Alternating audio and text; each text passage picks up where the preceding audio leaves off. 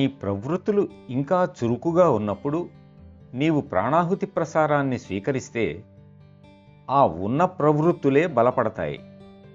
బాబూజీ ఇంకా వివరంగా చెబుతూ, నీవు దొంగకు ప్రాణాహుతి ఇస్తే వాడు పరిపూర్ణమైన దొంగగా తయారవుతాడు అని అన్నారు. అందుకే నిర్మలీకరణ చేయకుండా ప్రాణాహుతిని ఇస్తే ఎక్కువ ప్రయోజనాన్ని సాధించలేము. కనీసం మనం అనుకున్న రీతిలో సాధించాలనుకున్నంతగా సాధించలేమని నేను ఎప్పుడూ భావిస్తూ ఉంటాను.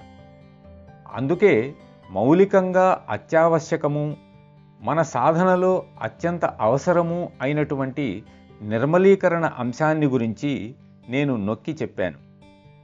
నీవు ఎప్పుడైనా ధ్యానం చేయలేకపోయినా కనీసం సాయంకాలం నిర్మలీకరణను మాత్రం తప్పక చేసుకోమని అభ్యాసీలకు సలహా ఇస్తుంటాను. నిర్మలీకరణ ప్రాణాహుతి ప్రసారాన్ని స్వీకరించటానికి తగిన విధంగా మన పాత్రను శుభ్రంగా ఉంచుతుంది. నిర్మలీకరణ వల్ల కలిగే గొప్ప ప్రయోజనమిది.